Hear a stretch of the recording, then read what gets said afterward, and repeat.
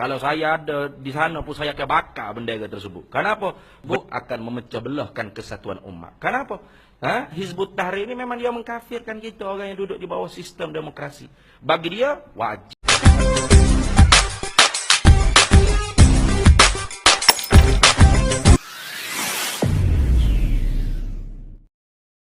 Dia mari fasal baru. Fasal ni fi bayani, pada nak menyatakan, pada nak menerangkan miftahil jannati, anak kunci syurga. Okey guys, dalam video ini ulama Malaysia mengatakan, demi Allah, kalau aku berada di Indonesia akan aku bakar bendera. Apa maksud di sebalik kata-kata ulama Malaysia ini guys? Jadi saya pun penasaran terkait dengan kata-kata ini. Jadi kita lihat video ini dan bagaimanakah dia boleh mengatakan demikian. Ayo guys, kita semak dulu video ini. Nanti kita akan ulas di akhir video ini terkait dengan kata-kata ini. Akan aku bakar bendera ya, jika aku berada di Indonesia. Masya Allah. Oke guys, teruskan. Tiap-tiap orang nak masuk syurga mesti kena melalui pintu syurga. Kemudian pintu syurga tu ada anak kuncinya. Kalaulah ada pintu tak ada kunci, nak masuk ke mana?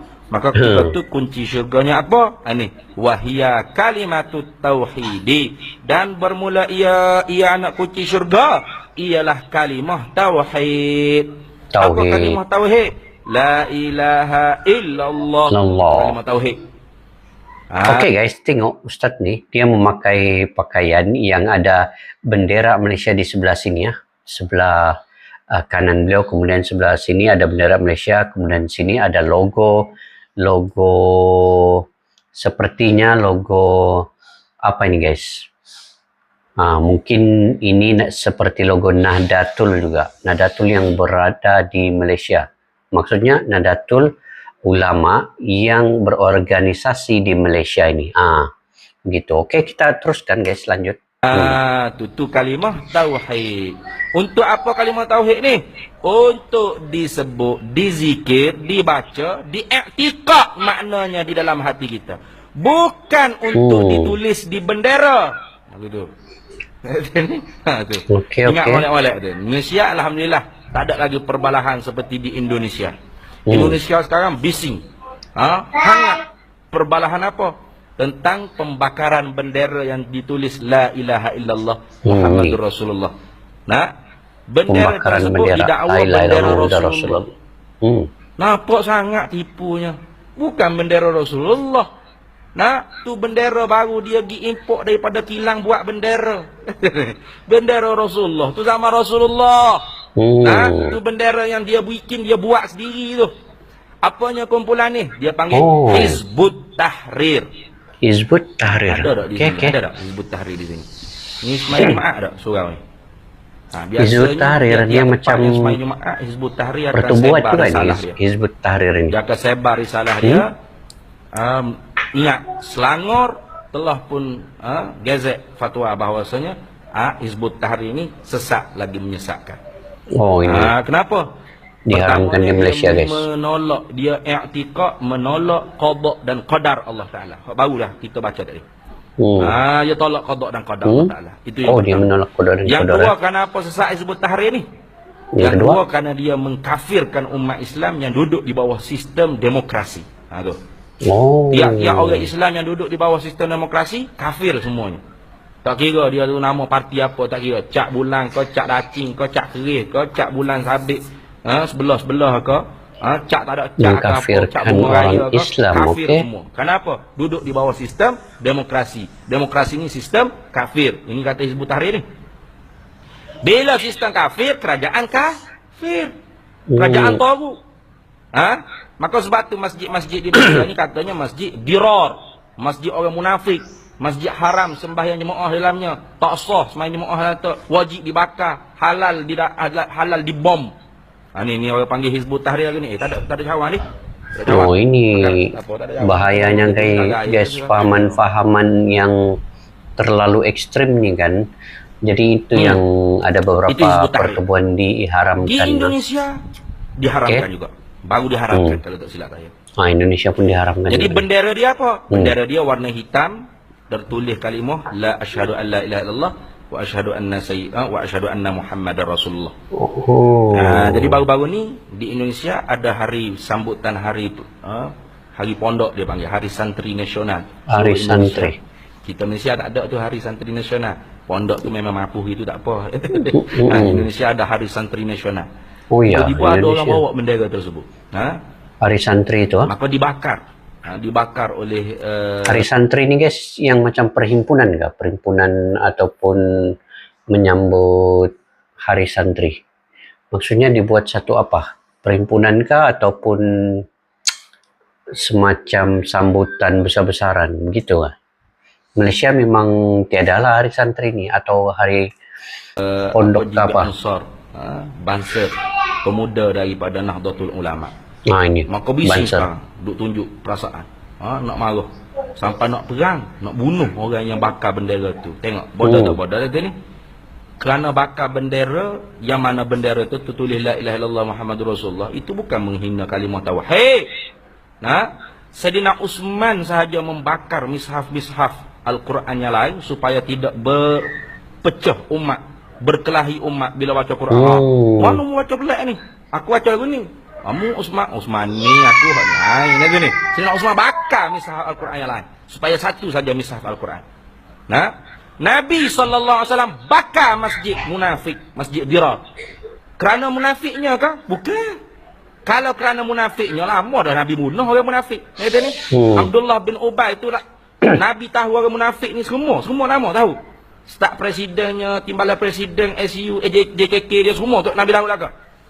Sayyidina Umar kata, kalau gitu bagi tahu saya Rasulullah, saya nak pergi bunuh. Nanti, jangan.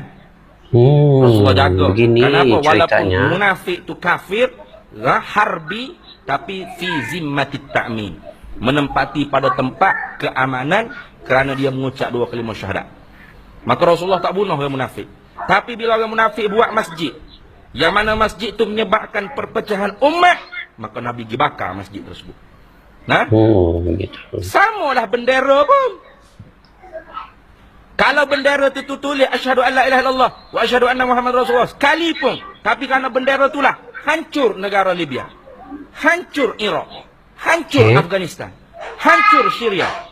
Negara-negara perang tu, bendera tu ISIS, Daesh, apa tu? Maka wajib dibakar bendera lagi tu. Itu dia panggil membakar bendera tersebutlah, membela tauhid.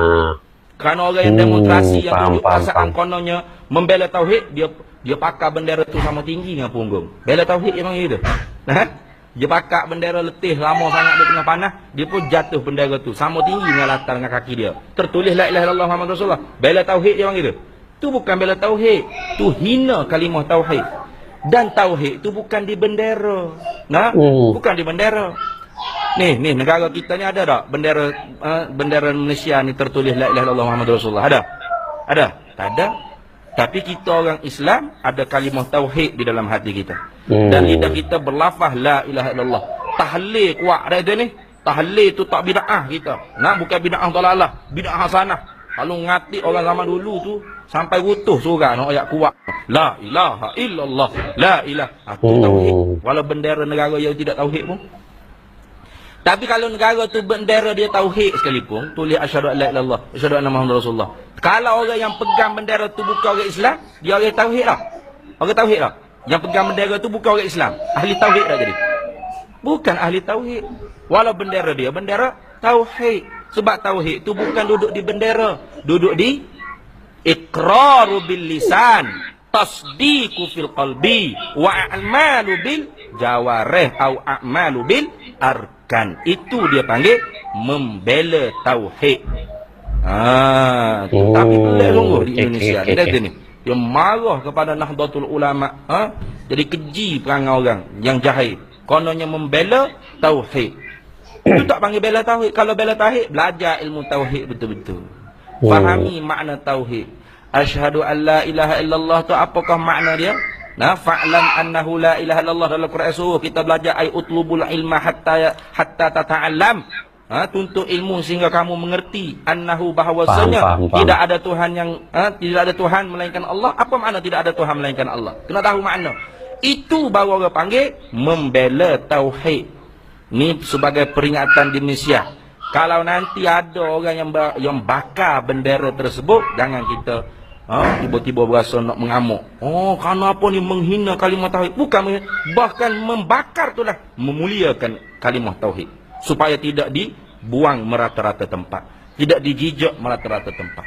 Nah, tidak dijadikan alat untuk menipu orang Islam. Nah, kononnya inilah bendera Islam, bendera tauhid. Tidak. Bendera Rasulullah kayak gitu. Ni kayak gitu, mana ada nama Rasulullah kalimah tauhid ditulis dengan ada baris apa, mana ada titik apa, mana ada. Ni tak ada. Nah, jadi ingat, jangan kita tertipu. Jangan kita tertipu begitu. Kalau saya ada di sana pun saya akan bakar bendera tersebut. Kenapa? Oh, ini yang dia katakan, kalau saya berada di sana di Indonesia akan aku bakar bendera itu. Maksudnya bendera itu memecah belahkan umat lagi banyak ketimbang menyatukan tauhid ni tadi. Jadi karena itu dia dibakar. Bendera tersebut akan memecah belah kesatuan umat. Kenapa? Hizbut Tahrir ini memang dia mengkafirkan kita orang yang duduk di bawah sistem demokrasi. Bagi dia wajib kena sistem khilafah. Daulah Islamiyah mesti kena khilafah. Kita tak mesti khilafah. Sistem Islam tidak meletakkan satu cara. Nabi SAW tidak lantik Abu Bakar jadi khalifah. Badal Nabi dah dilantik dengan cara syura. Serina Umar bukan dengan cara syura, menempati waliul ahdi. Abu Bakar sakit-sakit, Abu Bakar pun lantik lalu. Umar, mu pengganti aku. Nanti lepas aku wafat, kalian semua bai'ah pada Umar. Menempati waliul ahdi dia panggil. Kalau ada sistem monarki dia panggil putera mahkota. Raja muda. Serina Umar tak buat macam Abu Bakar. Serina Umar pula pilih nama-nama, letak syura. Ahlul halli wal aqdi. Apa? Kalau aku wafat, fafak ni mesyuarat. Ahlul halli wal aqdi mesyuarat. Naik nama, kalian bai'ah lah. Tidak ada satu sistem yang tetap dalam Islam. Islam bukan mari letak cara pemerintahan, sistem perlantikan gini. Islam boleh demokrasi, Islam boleh cara monarki, Islam boleh cara republik. Yang penting keamanan. Terjamin. Yang penting keamanan lah. Raja yang di Pertua Agong itu dia panggil yang melindungi keamanan kita. Kalau orang nak buang raja, nak buang Tok Agong, nak cetuhkan perbalahan dalam masyarakat. Tu ketika tu tak boleh. Tak boleh. Tu jadi tidak aman negara. Wajib mempertahankan keamanan. Faham. Habis itu. Jadi wahya dan bermula miftahul jannah ni. Wahya miftahul jannah dan bermula ia kunci syurga ni. Kalimatut tauhidi, ialah kalimah tauhid. Wa kalimatul ikhlasi, dan kalimah ikhlas. Wa kalimatun najati, dan kalimah kejayaan. Banyak dalam Quran. Dalam Quran disebut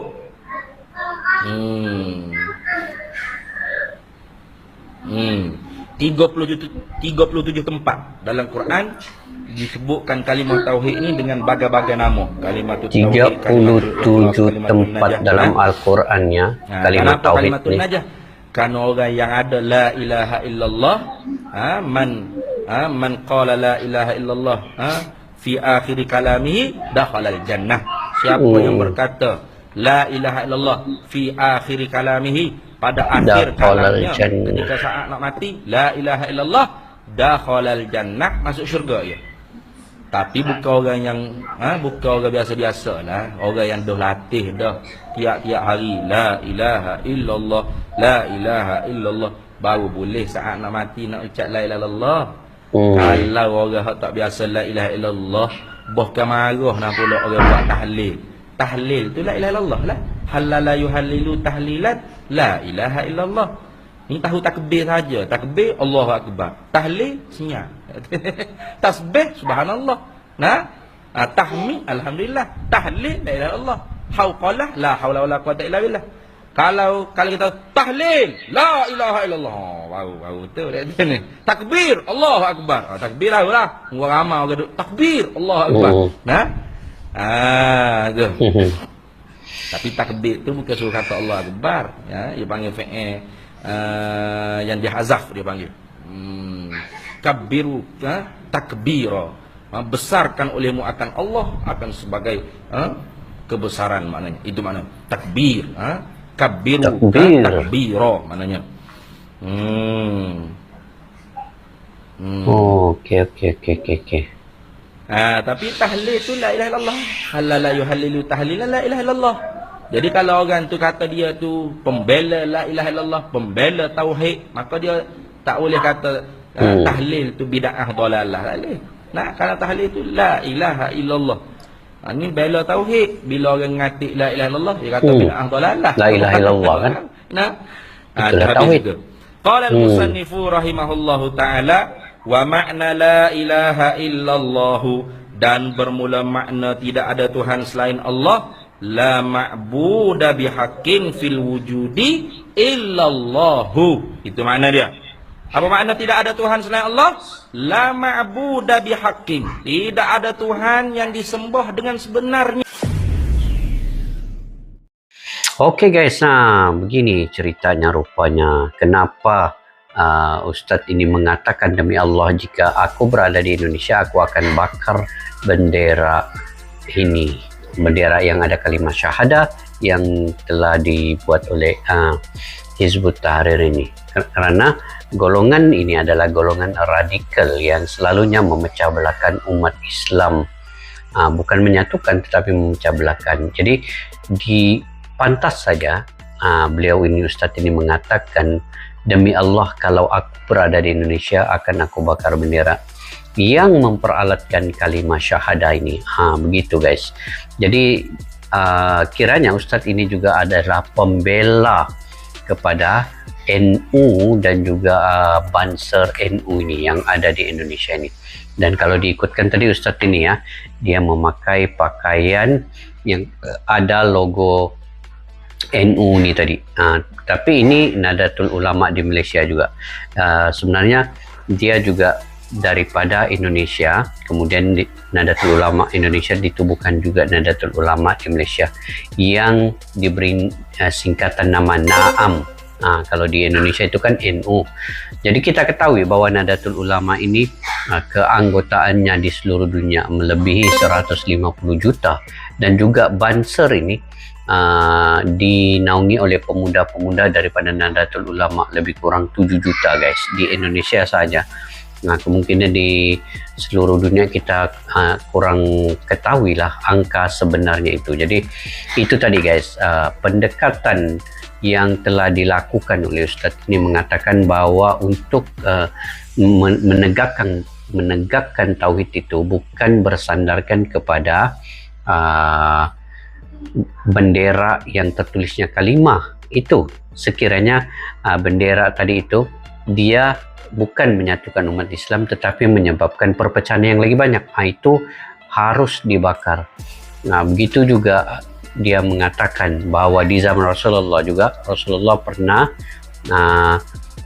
menghancurkan masjid karena masjid ini dibina oleh golongan yang munafik yang suka-suka mengatakan golongan lain, Islam lain itu sebagai kafir dan sebagainya. Jadi tauhid itu berada kedudukannya diucapkan di lidah, ditegakkan di dalam hati, dan ditahkikkan di dalam jiwa kita, dan diamalkan segala bentuk apa yang dinamakan tauhid itu tadi, menegakkan kalimah la ilaha illallah Muhammadur Rasulullah, mengetahui makna-makna di sebaliknya. Jadi ini yang dikatakan oleh Ustaz ini tadi guys, demi Allah kalau aku berada di Indonesia akan aku bakar bendera memperalatkan kalimah syahadah itu di hadapan para pembenci kepada NU dan juga Ansor Banser. Akan kubela NU dan GP Ansor Banser